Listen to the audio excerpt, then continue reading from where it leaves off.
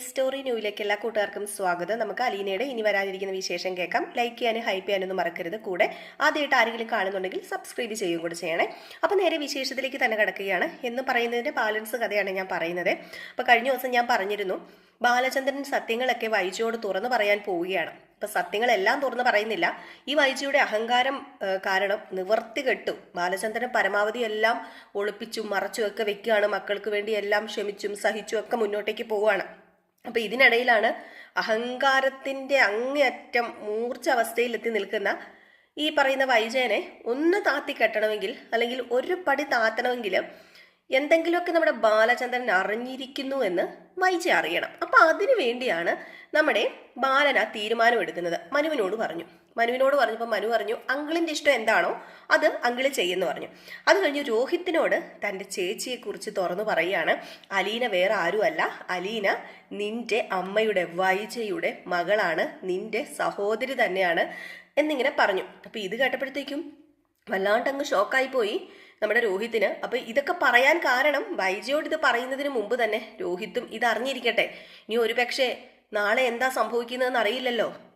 പെട്ടെന്ന് തന്നെ ബാലചന്ദ്രൻ എന്തെങ്കിലും സംഭവിച്ചു പോയാൽ അലീന ആരാ എന്താണെന്നൊക്കെ മക്കൾ അറിയാതെ പോവില്ലേ? സ്വന്തം അച്ഛന്റെ വായിൽ നിന്ന് തന്നെ അത് കേട്ടില്ലെങ്കിൽ, അല്ലെങ്കിൽ അച്ഛൻ അറിയാഞ്ഞിട്ടും അത് പറഞ്ഞില്ലല്ലോ എന്ന് കരുതില്ലേ എന്നോർത്ത് തന്നെയാണ് നമ്മുടെ ബാലചന്ദ്രൻ രോഹിത്തിനോട് അത് പറഞ്ഞത്. അപ്പൊ രോഹിത് ഇത് കേട്ടിട്ട് വല്ലാത്തൊരു സ്റ്റേജിലാണ് ഉള്ളത്. ഏതായാലും അങ്ങനെ ഇരിക്കെ വേറൊരു സംഭവം ഇതിന് ഇടയ്ക്ക് നടക്കുകയാണ് കേട്ടോ. കാരണം നമ്മുടെ വൈജയോട് സത്യങ്ങളൊക്കെ പറയാൻ തുടങ്ങിയ ഒരു സമയത്താണ് വേറൊരു സംഭവം ഇതിനിടയ്ക്ക് നടക്കാൻ പോകുന്നത്. നമ്മുടെ ബബിതയുടെ കാര്യമാണ്. ബബിത അലീന അവിടെ ഉണ്ടായിരുന്നപ്പം കുഴപ്പമൊന്നും ഇല്ലാതെ മുന്നോട്ടേക്ക് പോവുമായിരുന്നു. ബബിതയ്ക്ക് അപ്പം ഒന്നും ഇല്ലായിരുന്നു. ബബിത നല്ല കുട്ടിയായിരുന്നു. പക്ഷേ അലീന അങ്ങ് പോയി കഴിഞ്ഞപ്പം സ്നേഹം എന്താണെന്ന് നമ്മുടെ ബബിതയ്ക്ക് പിന്നെ അങ്ങോട്ട് കിട്ടണില്ല. ഈ പറയുന്ന വൈജ മക്കളെ സ്നേഹിക്കുന്നോ അങ്ങനെ സ്നേഹം പ്രകടിപ്പിക്കുകയോ ഒന്നും ചെയ്യത്തില്ലല്ലോ. ഏതിനും കുറ്റം മാത്രം. അതുപോലെ ബാലചന്ദ്രൻ ഇപ്പൊ ഏത് നേരവും വീട്ടിലിരുന്ന് ബബിത എന്നെ ശ്രദ്ധിക്കാനോ സ്നേഹിക്കാനോ ഒട്ടും നേരവും ഇല്ല താനും. ബബിതയ്ക്കൊരു ഇതുണ്ട്, ബബിതനെ ആരെങ്കിലും സ്നേഹിക്കാനുണ്ടെങ്കിൽ ബബിത അങ്ങ് നിന്നോളും. ബബിതയ്ക്ക് ആ ഒരു സ്നേഹം കിട്ടാത്തതിന്റെ വല്ലാത്തൊരു ബുദ്ധിമുട്ടൊക്കെ ആയിരുന്നു. അതുകൊണ്ട് തന്നെ ആ മുടിയനുണ്ടല്ലോ, നേരത്തെ നമ്മുടെ ബബിതയുടെ പുറകെ നടന്ന, അല്ലെങ്കിൽ ബബിതയും അങ്ങോട്ടും ഇങ്ങോട്ടും രണ്ടുപേരും ആ ഒരു റിലേഷൻഷിപ്പിൽ ഉണ്ടായിരുന്നു.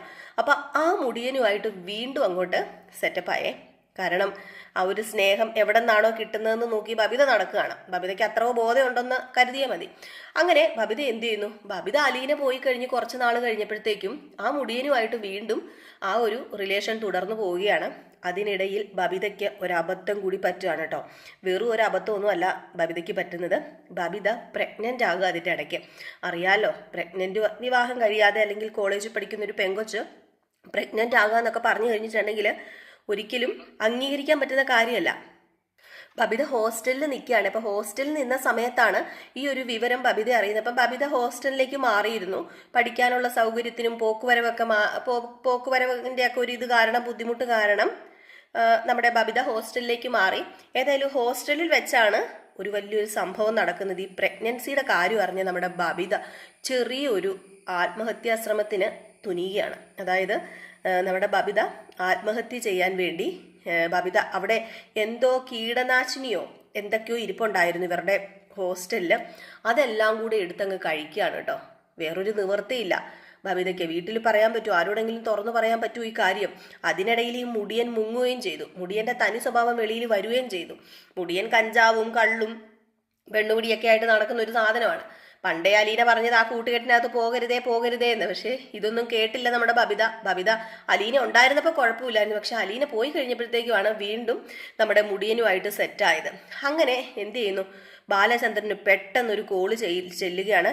അപ്പൊ എറണാകുളത്ത് ഹോസ്റ്റലിൽ നിന്നാട്ടോ ബബിത പഠിക്കുന്നത്. അപ്പൊ എറണാകുളത്ത് നിന്ന് പെട്ടെന്ന് ഹോസ്റ്റലിൽ നിന്നൊരു വിളി ചെല്ലുകയാണ്. വേറൊന്നുമല്ല, തൻ്റെ മകള് ഹോസ്പിറ്റലിലാണ് ഉള്ളത്. അത് ആത്മഹത്യാശ്രമമാണെന്നൊന്നും പറയുന്നില്ല കേട്ടോ, ഹോസ്പിറ്റലിലാണ് ഉള്ളതെന്ന് പറഞ്ഞ് ചെല്ലുക. അങ്ങനെ ഹോസ്റ്റലിൽ നിന്ന് തൻ്റെ മകള് ഹോസ്പിറ്റലിലാന്ന് പറഞ്ഞ് വിളിച്ചു. ഇവിടെ നോടിപ്പേടച്ച് ചാടി നമ്മുടെ ബാലചന്ദ്രൻ ഹോസ്പിറ്റലിൽ ചെന്ന് കഴിഞ്ഞപ്പോഴത്തേക്കുമാണ് മനസ്സിലായത് നമ്മുടെ ബബിത കുറച്ചധികം കീടനാശിനികൾ എടുത്ത് കഴിച്ചുവെന്നും ബബിത അതിനെ തുടർന്ന് ഹോസ്പിറ്റലിലായി. ജീവിക്കുവോ മരിക്കുവോ എന്നറിയാൻ പറ്റത്തില്ലാത്ത ഒരവസ്ഥയിലാണ് നമ്മുടെ ബബിത ഉള്ളത് എന്ന്. അപ്പം കാരണം എന്താണ് എന്ന് അറിയത്തില്ല ആർക്കും കേട്ടോ. ബബിതയ്ക്ക് മാത്രമേ അറിയത്തുള്ളൂ. ഹോസ്റ്റലിൽ പഠിക്കുന്ന ഒരു കൂട്ടുകാർക്കോ വേറെ ആർക്കും അറിയത്തില്ല. ഈ പ്രഗ്നൻസിയുടെ കാര്യം വേറെ ആർക്കും അറിയത്തില്ല, ഒരു കുഞ്ഞിനും അറിയത്തില്ല. അതുകൊണ്ട് ഈ പറയുന്ന ഹോസ്പിറ്റലിലും അറിയത്തില്ല, ആർക്കും അറിയത്തില്ല അങ്ങനെ ഒരു ടെൻഡൻസി നടത്തിയത് എന്തിനാണ് എന്ന്. പക്ഷേ ഇത് ആത്മഹത്യാ ശ്രമം തന്നെയാണെന്ന് പറഞ്ഞു. അങ്ങനെ അവിടെ ഒരു ഹോസ്റ്റലിലെ വാർഡൻ ഉണ്ടായിരുന്നു. വാർഡൻ ആ ഹോസ്പിറ്റലിൽ ഉണ്ടായിരുന്നു. അപ്പം നമ്മുടെ ബാലചന്ദ്രനോട് പറഞ്ഞു, ഇങ്ങനെയൊക്കെയാണ് സംഭവം. ഇന്ന് അവൾ ഹോസ്റ്റലിൽ നിന്ന് സ്കൂളിലേക്ക് അല്ലെങ്കിൽ കോളേജിലേക്ക് പോയില്ല. അവൾക്ക് എന്തോ അസ്വസ്ഥതയാണെന്ന് പറഞ്ഞ് കിടക്കുമായിരുന്നു. പിന്നെ എന്തോ കുറച്ച് പിള്ളേർ ഹോസ്റ്റലിലേക്ക് വന്നപ്പോഴാണ് അവിടെ നിന്ന് എന്തോ മണമൊക്കെ വരുന്നത്, ആ റൂമിൽ നിന്ന് എന്തോ സ്മെല്ലടിക്കുന്നത് കേട്ട് ചെന്ന് നോക്കിയപ്പം ഇവള് ആകപ്പാടെ മൊത്തം വോമിറ്റ് ചെയ്ത് വൃത്തികേടാക്കി മൊത്തം വോമിറ്റ് ചെയ്ത് അതിനകത്താണ് അവൾ കിടന്നത്. അപ്പം അങ്ങനെയാണ് സത്യം പറഞ്ഞാൽ അറിഞ്ഞത്. ഏതാനും മിനിറ്റുകൾ കൂടി താമസിച്ചിരുന്നെങ്കിൽ ചിലപ്പം ജീവൻ പോലും തിരിച്ചു കിട്ടത്തില്ലായിരുന്നു. എന്തോ നിങ്ങളുടെയൊക്കെ പ്രാർത്ഥന കൊണ്ടോ ഭാഗ്യം കൊണ്ടോ ഒക്കെ ആയിരിക്കാം ആ ഒരു സമയത്ത് ആ 3 പിള്ളേർ അവിടെ ചെന്നതുകൊണ്ടാണ് ഇപ്പം ബബിത ജീവിച്ചിരിക്കുന്നത്. ഇല്ലായിരുന്നെങ്കിൽ എന്ന് പറഞ്ഞപ്പോഴത്തേക്കും നമ്മുടെ ബാലചന്ദ്രൻ ചൂടായിട്ടോ, നിങ്ങൾക്ക് എന്ത് ഉത്തരവാദിത്വമാണുള്ളത്, നിങ്ങളുടെ അടുത്തല്ലേ എൻ്റെ കൊച്ചിനെ കൊണ്ടാക്കിയത്, ഒരു ഹോസ്റ്റലാകുമ്പോൾ നിങ്ങൾക്ക് നോക്കണ്ടേ എടുക്കണ്ടേ എന്ന് പറഞ്ഞിങ്ങനെ ചൂടായപ്പോഴത്തേക്കും അവിടുത്തെ വാർഡൻ പറഞ്ഞു, ഞങ്ങൾ നോക്കുകയൊക്കെ ചെയ്യുന്നുണ്ട്. കോളേജിൽ പോകാതെ ഹോസ്റ്റലിൽ കിടക്കുന്ന ഒരു കൊച്ചിന് കാവല് ഇരിക്കാനൊന്നും ഞങ്ങളുടെ അവിടെ നിന്ന് റൂൾസ് ഒന്നും നിങ്ങളോട് പറഞ്ഞിട്ടില്ലല്ലോ. അങ്ങനെ കാവലിരിക്കാനൊന്നും ഒരാളെ ഒന്നും അന്നേ നിങ്ങൾക്കറിയാലോ, അത് നിങ്ങൾക്ക് ഇഷ്ടപ്പെട്ടിട്ടാണല്ലോ നിങ്ങൾ ഹോസ്റ്റലിൽ തിരഞ്ഞെടുത്ത് ഞങ്ങളുടെ അങ്ങോട്ടാക്കിയത്, ആരെയും നിർബന്ധിച്ചിട്ടല്ലല്ലോ സാർ കൊണ്ടുവന്നത്. അപ്പം പിന്നെ എന്തിനാണ് സാർ ഇങ്ങനെയൊക്കെ പറയുന്നതെന്ന് ചോദിക്കുമ്പോഴത്തേക്കും നിങ്ങൾക്കറിയത്തില്ല, എൻ്റെ കൊച്ചിന് എന്തെങ്കിലും സംഭവിച്ചു കഴിഞ്ഞാൽ ഏതറ്റം വരെ പോകാൻ പറ്റുമോ, ഞാൻ അതുവരെ പോകും കേട്ടോ എന്നൊക്കെ ഇങ്ങനെ ഹോസ്റ്റലിലെ വാർഡനോട് പറയാണ്. ഇവരോട് പറഞ്ഞിട്ട് വല്ല കാര്യമുണ്ടോ?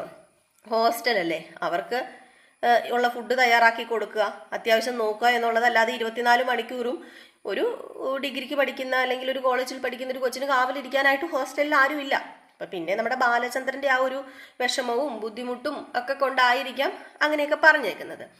അപ്പോൾ ഏതായാലും ആകപ്പാടെ പ്രശ്നത്തിലാണ്. അങ്ങനെ രോഹിത്തിനെയും കൃഷ്ണമോളെയും ഒക്കെ വിവരം വിളിച്ച് അറിയിച്ചു. അപ്പം എല്ലാവരും വരികയാണ് കേട്ടോ. രോഹിത്തും കൃഷ്ണമോളും വൈജയും കൂടെ ഹോസ്പിറ്റലിലേക്ക് എത്തി. കാരണമൊന്നും അറിയത്തില്ല, ആത്മഹത്യാ ശ്രമമാണെന്നേ അറിയത്തുള്ളൂ. അങ്ങനെ കൃഷ്ണമോൾ ഓടി വന്നിട്ട് ബബിതേച്ചി എന്തിയെ എനിക്ക് കാണണം എന്നൊക്കെ പറയുന്നുണ്ട്. അപ്പം പറഞ്ഞു, മോളെ ഇപ്പം അവളുടെ ബോധം തെളിഞ്ഞിട്ടില്ല, ഇപ്പം അവളെ കാണാൻ പറ്റത്തില്ല, പ്രശ്നമൊന്നും ഇല്ലെന്നാണ് ഡോക്ടർ പറഞ്ഞത്. ആ ഒരു ക്രിട്ടിക്കൽ സ്റ്റേജൊക്കെ കഴിഞ്ഞു പോയി, ആ ഒരു ക്രിട്ടിക്കൽ സ്റ്റേജ് കഴിഞ്ഞു പോയിട്ട് പ്രശ്നമൊന്നും ഇല്ലെന്നാണ് പറഞ്ഞതെന്ന് പറയുമ്പോൾ എൻ്റെ ചേച്ചി എന്തിനാ ഇങ്ങനെ ചെയ്തത് അച്ഛാന്നൊക്കെ ചോദിക്കുമ്പോൾ അത് അറിയില്ലല്ലോ മോളെ, അത് നമുക്ക് അവള് വെളിയിൽ വന്നാൽ അല്ലെങ്കിൽ അവൾക്ക് ബോധം വീണാലല്ലേ അറിയത്തുള്ളൂ എന്ന് പറഞ്ഞു. അപ്പൊ ഈ വിവരം നമ്മുടെ രോഹിത് എന്ത് ചെയ്യുന്നു, നേരെ വിളിച്ച് അലീനെ അറിയിക്കുക. അലീനയാണെങ്കിൽ അവിടെ കൊളുത്തുപുഴയിൽ ആകപ്പാടെ നട്ടം തിരിഞ്ഞ് നിൽക്കുകയാണേ. അറിയാലോ, ഷെറിനോട് കാര്യങ്ങളൊക്കെ ചോദിക്കുകയും ഷെറിനെ ഈ കാര്യങ്ങളൊക്കെ ചോദിച്ചത് കൊണ്ട് തന്നെ ഔദക്കുട്ടിക്ക് മനസ്സിലായി അലീനയ്ക്കെല്ലാം അറിയാമെന്ന് മനസ്സിലായി.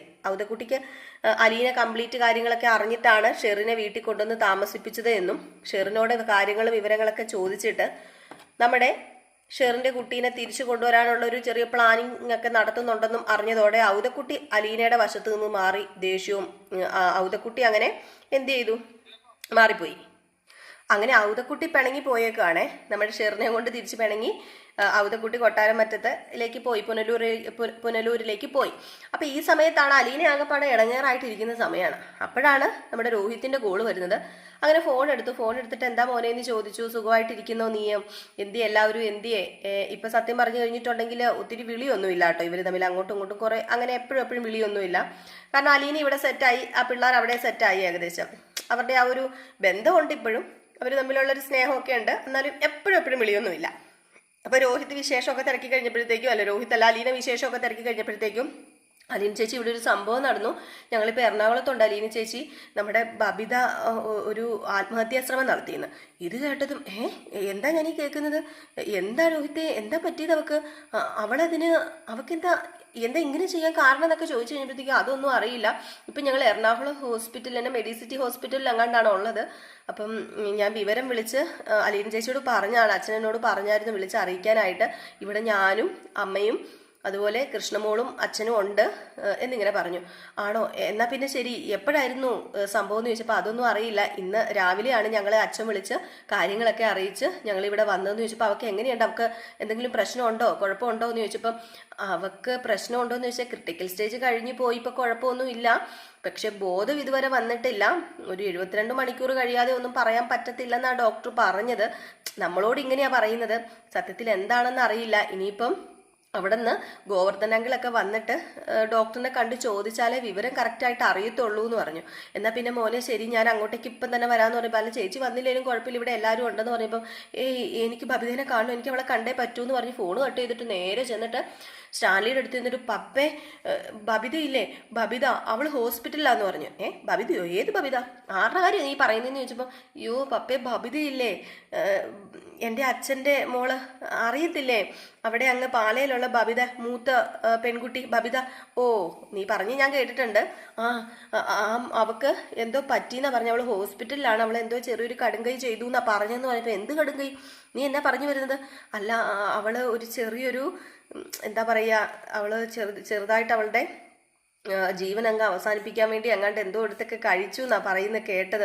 എനിക്ക് ഡീറ്റെയിൽസ് ആയിട്ടൊന്നും അറിയത്തില്ല പപ്പ, എനിക്ക് ഇപ്പം തന്നെ പോകണം, എനിക്ക് ഇപ്പം തന്നെ പോയി അവളെ കാണണം പപ്പ എന്ന് പറഞ്ഞപ്പോഴത്തേക്ക് ഇങ്ങനെ പെട്ടെന്ന് പോകാമെന്നൊക്കെ പറഞ്ഞു കഴിഞ്ഞിട്ടുണ്ടെങ്കിൽ അതെങ്ങനെയാണ് ശരിയാവുന്നത് അലീനെ? എനിക്കിവിടെ 100 കൂട്ടം കാര്യങ്ങളൊക്കെ ഉള്ളതല്ലേ, ആരെയൊക്കെ ഏൽപ്പിക്കാതെ എനിക്ക് പോകാൻ പറ്റുമെന്ന് പറയുമ്പം എനിക്ക് പോകണം പപ്പ. എന്നാൽ പിന്നെ ഞാനൊരു കാര്യം ചെയ്യാം പപ്പ, ഞാൻ തന്നെ പൊക്കോളാം, എറണാകുളത്ത് തന്നെ പോകാൻ എനിക്ക് അറിയാമല്ലോ, ഇവിടുന്ന് കൊല്ലത്ത് നിന്ന് എറണാകുളത്തേക്ക് പോകുന്നതിന് ഇത്രയ്ക്ക് റിസ്ക് ഒന്നും ഇല്ലല്ലോ പപ്പ, ഞാൻ പൊക്കോളാം പപ്പ, അവിടെ മെഡിസിറ്റി ഹോസ്പിറ്റലിലാണുള്ളത്, എനിക്ക് അവളെ പോയി കാണണം പപ്പ എന്ന് പറഞ്ഞപ്പോഴത്തേക്കും നമ്മുടെ സ്റ്റാൻലി അങ്ങ് വല്ലാണ്ടായി. സ്റ്റാൻലിക്കാണെങ്കിൽ അലീനയെ ഒറ്റയ്ക്ക് വിടാനും പറ്റത്തില്ല, അലീനയെ എങ്ങനെ ഒറ്റയ്ക്ക് വിടും? സ്റ്റാൻലി പറഞ്ഞു നീ ഒരു കാര്യം ചെയ്യാം, നിൽക്കുക നമുക്കൊരു കാര്യം ചെയ്യാം, ഒരുമിച്ച് പോകാൻ, ഞാൻ ഇവിടുത്തെ കാര്യങ്ങളൊക്കെ ഒന്ന് സെറ്റാക്കിക്കോട്ടെ, സെറ്റാക്കിയിട്ട് നമുക്ക് ഒരുമിച്ച് പോകാമെന്ന് പറഞ്ഞപ്പോഴത്തേക്കും അല്ല പപ്പയ്ക്ക് ബുദ്ധിമുട്ടാണെങ്കിൽ പപ്പ വരണ്ട, ഞാൻ പൊക്കോളാം പപ്പ എന്ന് പറഞ്ഞപ്പം എന്ത് ബുദ്ധിമുട്ട്, എനിക്കിപ്പോൾ ഒരു തൽക്കാലം ഒരു ബുദ്ധിമുട്ടൊന്നുമില്ല, ഏതായാലും ഞാൻ വരാം, നീ നിൽക്കി ഞാൻ വരാം എന്ന് പറഞ്ഞിട്ട് എന്ത് ചെയ്യുന്നു അലീനയും കൂട്ടി നേരെ പോവുകയാണ് അങ്ങ് എറണാകുളത്തേക്ക് നമ്മുടെ സ്റ്റാൻലി. അങ്ങനെ വണ്ടിയിൽ ഇരിക്കുമ്പോഴൊക്കെ ഭയങ്കരമായിട്ടും ടെൻഷനാണ് കേട്ടോ അലീനയ്ക്ക്. അപ്പം അലീനയുടെ ടെൻഷൻ കണ്ടിട്ട് ആ ടെൻഷൻ മാറ്റാൻ വേണ്ടി ചോദിക്കുന്നുണ്ട് നമ്മുടെ സ്റ്റാൻലി ചോദിക്കുന്നുണ്ട്, ഒരു കാര്യം ചെയ്യുക അലീന, ഇവിടെ ആണെങ്കിൽ ഇപ്പം നല്ല റോഡല്ലേ, നാഷണൽ ഹൈവേ അല്ലേ, അപ്പം നീ ഒരു കാര്യം ചെയ്യുക, നിനക്ക് ഞാൻ ഡ്രൈവ് ചെയ്യാൻ തരാമെന്ന്. അപ്പം ഇതിനിടയ്ക്ക് നമ്മുടെ അലീനയുടെ ഡ്രൈവിംഗ് ഒക്കെ പഠിപ്പിച്ച് എടുത്തു കേട്ടോ സ്റ്റാൻലി. അപ്പോൾ അലീന പറഞ്ഞു വേണ്ട എനിക്കിപ്പോൾ അതിനുള്ള മൂഡൊന്നും ഇല്ല പപ്പ എന്ന് പറയുമ്പോൾ അതിനുള്ള മൂഡില്ലെന്നോ, എന്താ അതിനുള്ള മൂഡില്ലാത്ത? അല്ല ഇങ്ങനെ ഒരാൾ ഹോസ്പിറ്റലിൽ കിടന്ന് കാണാൻ പോകുമ്പോൾ എങ്ങനെയാണ് ഞാനിവിടെ മനസ്സമാധാനത്തോടു കൂടി ഡ്രൈവ് ചെയ്യുന്നത്? പപ്പ എന്താ ഈ പറയുന്നതെന്ന് ചോദിച്ചപ്പോൾ നിനക്ക് ഇഷ്ടമല്ല വേണ്ട, ഞാൻ നിർബന്ധിക്കുന്നില്ല, വേണമെങ്കിൽ ഡ്രൈവ് ചെയ്യാൻ തരാമെന്നല്ലേ ഞാൻ പറഞ്ഞത്, നിനക്ക് ഇഷ്ടമല്ലെങ്കിൽ വേണ്ട ഓക്കെ എന്ന് പറഞ്ഞിട്ട് ആ ഒരു വിഷയം അങ്ങ് വിടുകയും ചെയ്തു കേട്ടോ. എന്നിട്ട് ഇവർ ഡ്രൈവ് ചെയ്ത് നേരെ ഹോസ്പിറ്റലിലേക്ക് പോവുകയാണ്. പക്ഷേ ഹോസ്പിറ്റലിലേക്ക് സ്റ്റാൻലി കയറുന്നില്ല. സ്റ്റാൻലി അവിടെ ഒരു ചെറിയൊരു റൂം, ഒരു ഹോട്ടൽ ബുക്ക് ചെയ്തിട്ട് അവിടെയാണ് തങ്ങുന്നത്. കാരണമുണ്ട്, അവിടെ നമ്മുടെ വൈജയുണ്ട്. വൈജ ഉള്ളത് കൊണ്ട് തന്നെ ഇനിയിപ്പോൾ അലീനയെ കൊണ്ടുപോയി നേരെ ആ ഹോസ്പിറ്റലിലേക്ക് കാണിക്കാനായിട്ട് പറ്റത്തില്ല. അങ്ങനെ ഹോസ്പിറ്റലിൽ കൊണ്ടുപോയി അലീനയെ കാണിച്ചു കഴിഞ്ഞിട്ടുണ്ട് ഈ പറയുന്ന സ്റ്റാൻലിയും കൂടെ ചെന്നാൽ പ്രശ്നമാവുമല്ലോ. അപ്പോൾ അതുകൊണ്ട് തന്നെ എന്ത് ചെയ്യുന്നു, നമ്മുടെ സ്റ്റാൻലി അവിടെ ഒരു റൂം എടുക്കുകയാണ്. അലീനോട് പറഞ്ഞു ഞാനിവിടെ ഒരു റൂം എടുത്ത് താമസിക്കാം, നീ ഒരു കാര്യം ചെയ്യാം, ഞാൻ ഹോസ്പിറ്റൽ വരെ കൊണ്ടുവിടാമെന്ന് പറഞ്ഞ് ഹോസ്പിറ്റൽ വരെ കൊണ്ടുവിട്ടിട്ട് ഈ സ്റ്റാൻലി അവിടെ റൂം എടുത്ത് താമസിക്കുന്നിടത്തേക്ക് പോവുകയും ചെയ്തു കേട്ടോ. അല്ലെ പിന്നെ ഇവർ തമ്മിലുള്ള കൂടിക്കാഴ്ച ഉടനെ ആയി പോകുമല്ലോ, നമ്മുടെ സ്റ്റാൻലിനെ കാണുമല്ലോ, സത്യങ്ങളൊക്കെ വഹിച്ച് അറിയുമല്ലോ. അപ്പോൾ അതുകൊണ്ട് ഓക്കെ അങ്ങനെ ചെയ്തു കേട്ടോ. അങ്ങനെ നമ്മുടെ അലീന നേരെ ചെല്ലുകയാണ് ഹോസ്പിറ്റലിലേക്ക്. ചെന്ന് കഴിഞ്ഞപ്പോഴത്തേക്കും അലീനയെ കണ്ടതും നമ്മുടെ കൃഷ്ണയും രോഹിത്തും ഈ പറയുന്ന ബാലചന്ദ്രൻ വരെ കൊച്ചുകുട്ടീനെ പോലെ അലീനയെ കണ്ടതും അങ്ങോട്ട് കരയാൻ അങ്ങോട്ട് തുടങ്ങി. അലീനയാണെങ്കിൽ ഇവരെ സമാധാനിപ്പിക്കാനായിട്ട് വന്നതാണ്. അലീനയ്ക്കില്ല കരയാൻ കണ്ണുനീര്, അലീനയ്ക്ക് പിന്നെ കരയാൻ പറ്റത്തില്ലാത്തൊരവസ്ഥ. അലീന ഇവരെ ചേർത്ത് പിടിച്ചിട്ട് മക്കളെ പോട്ടെ സാരമില്ല, അവൾക്ക് എന്തെങ്കിലും വിഷമം കാണുമായിരിക്കും, അത് നമുക്ക് ചോദിച്ചറിഞ്ഞ് മനസ്സിലാക്കാം, അവൾക്ക് ഒരു കുഴപ്പവും സംഭവിക്കത്തില്ല, ഞാൻ പ്രാർത്ഥിച്ചിട്ടുണ്ട്, നമ്മുടെയൊക്കെ പ്രാർത്ഥന ഉണ്ടല്ലോ എന്നൊക്കെ പറയുന്നുണ്ട്. ഇത് കണ്ടിട്ട് നമ്മുടെ വൈജയ്ക്ക് അങ്ങോട്ട് ദഹിക്കുന്നില്ല. വൈജയാണെങ്കിൽ അങ്ങ് വല്ലാണ്ട് നിൽക്കുകയാണ് കേട്ടോ. അലീനയെ കണ്ടതിൻ്റെ കലിപ്പ്, ഹോസ്പിറ്റലല്ലേ എന്തെങ്കിലും പറയാൻ പറ്റുമോ, കലിച്ച് തുള്ളി നിൽക്കുവാണ് വൈജ. എല്ലാവരും അലീന വന്നതും അലീനയുടെ അടുത്തേക്ക് അങ്ങ് പോയി. ബാലചന്ദ്രനും കൃഷ്ണമോളും രോഹിത്തും അലീനയുടെ അടുത്ത് ചെയ്യുന്ന ഓരോ കാര്യങ്ങളൊക്കെ പറഞ്ഞ് അവിടെ നിന്നും. ഈ സമയത്ത് നമ്മുടെ ഗോവർദ്ധന്റെ ഭാര്യയൊക്കെ വന്നിട്ടുണ്ടായിരുന്നു. അതുപോലെ തന്നെ കമല, നമ്മുടെ ശിവശങ്കരമേനോനും ഒക്കെ വന്നിട്ടുണ്ട്. അപ്പം അതിൻ്റെ കൂടെ മനുവും വന്നിട്ടുണ്ട് കേട്ടോ. അപ്പം മനുവിന് സത്യം പറഞ്ഞു കഴിഞ്ഞിട്ടുണ്ടെങ്കിൽ ബബിത ഹോസ്പിറ്റലിലാണെങ്കിലും അലീനയെ ഒന്ന് കാണാനും കൂടെ പറ്റൂല്ലോ, ഒത്തിരി നാളായില്ലേ അലീനയെ കണ്ടിട്ട്. പിന്നെ ഇടയ്ക്കങ്ങാണ്ട് അലീനയെ ഒന്ന് വീട്ടിൽ പോയി കണ്ടിരുന്നു. ഏതായാലും അങ്ങനെ എല്ലാവരും അലീനയുടെ ചുറ്റും കൂടി, ഈ പറയുന്ന ശിവശങ്കരമേനോൻ വരെ അലീനയുടെ ചുറ്റിനും കൂടി അലീനയായിട്ട് ഓരോ കാര്യങ്ങളൊക്കെ തീരുമാനിക്കുന്നു. നമ്മുടെ കമലയും വൈജയുമാണെ മാറി നിൽക്കുകയാണ് കേട്ടോ. കമലയാണെങ്കിൽ ഇതെന്താ മറ്റേ ചക്കര കണ്ടിട്ട് ഉറുമ്പെല്ലാം കൂടെ അരിച്ചു കയറുന്നത് പോലെ അലീന വന്നപ്പോഴത്തേക്കും ഇങ്ങോട്ടേക്ക് ചെല്ലാൻ, ഇതെന്നെ ഹോസ്പിറ്റലല്ലേ, ഇതിന് മാത്രം എന്നാ ഇവിടെ വലിയ സീൻ ഉണ്ടാക്കാനായിട്ട് എന്നൊക്കെ പറഞ്ഞ് കമല. അപ്പം വൈജ പറയുന്നുണ്ട്, അയ്യോ അവൾ ആരാണ്, അവൾ ആരാണ്ടാന്ന് അവളുടെ വിചാരം, അവൾ വന്നത് എല്ലാം തലയിൽ കയറ്റി വെച്ചേക്കുമല്ലേ അവളെ.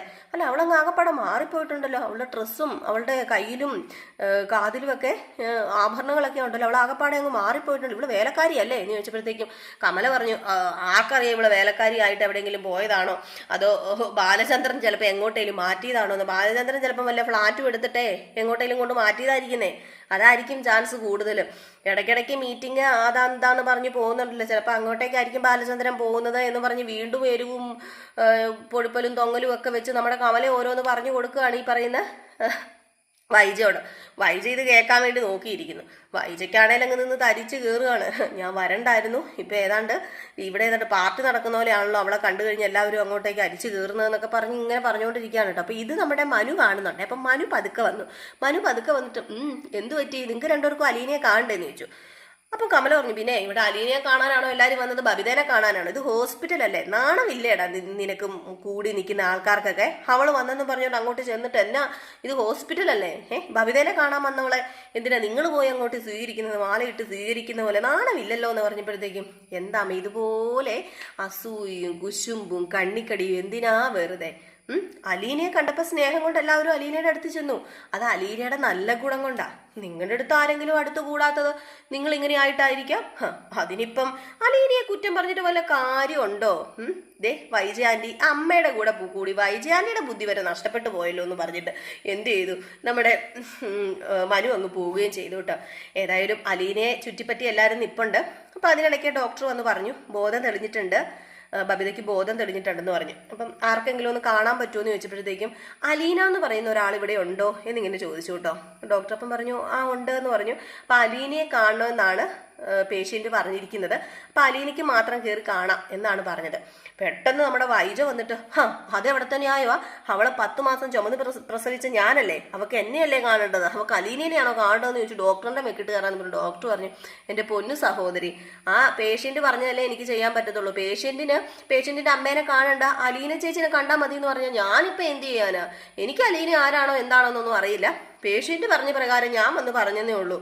ഏതായാലും പേഷ്യന്റിനാണ് ഇവിടെ ഇമ്പോർട്ടൻസ് കൂടുതൽ ഞങ്ങൾ കൊടുക്കുന്നത്. പേഷ്യന്റ് പറയുന്നത് കേട്ടാൽ മതി, പേഷ്യന്റ് പറഞ്ഞതുപോലെ തന്നെ അലീന കയറി ചെന്നാൽ മതി എന്ന് പറയാം. അങ്ങനെ അലീന അകത്തേക്ക് കയറി ചെല്ലാൻ തുടങ്ങുന്നുണ്ട്. ഏതായാലും വൻപ ട്വിസ്റ്റ് തന്നെയാണ് കേട്ടോ. ഇനി നമ്മുടെ അലീനയോട് സത്യങ്ങളൊക്കെ ബബിത തുറന്നു പറയുമായിരിക്കും അല്ലേ. അപ്പം ഇതിന്റെ ബാലൻസ് കഥയുമായിട്ട് ഉടനെ നമുക്ക് കാണാം കേട്ടോ. അപ്പം എല്ലാവരും കാത്തിരിക്കുക. അടുത്ത വിശേഷത്തിനായിട്ട് നമ്മൾ എല്ലാ ദിവസവും ഉച്ചയ്ക്ക് ഒരു 2 മുമ്പായിട്ട് തന്നെ നമ്മുടെ വരാനിരിക്കുന്ന വിശേഷം, അപ്കമിങ് വിശേഷം ഇടുന്നുണ്ട്. റിയൽ സ്റ്റോറിക്കകത്ത് നമ്മൾ എന്നും റിയൽ സ്റ്റോറിയിൽ ഡെയിലി വിശേഷങ്ങൾ ചെയ്യുന്നുണ്ട് കേട്ടോ. ഡെയിലി എപ്പിസോഡ് ചെയ്യുന്നുണ്ട്. അതുപോലെ തന്നെ നാളത്തെ കഥ പ്രമോവിശേഷവും നമ്മൾ റിയൽ സ്റ്റോറി തന്നെയാണ് ചെയ്യുന്നത്. അപ്പം ആ ചാനലിലൊന്ന് കയറി നോക്കിയാൽ മതി. അപ്പോൾ എല്ലാവർക്കും വീണ്ടും നല്ലൊരു ദിവസമൊക്കെ ആശംസിച്ച് നിർത്തുന്നു. നെക്സ്റ്റ് വീഡിയോ ആയിട്ട് വരാം. Tata, bye bye.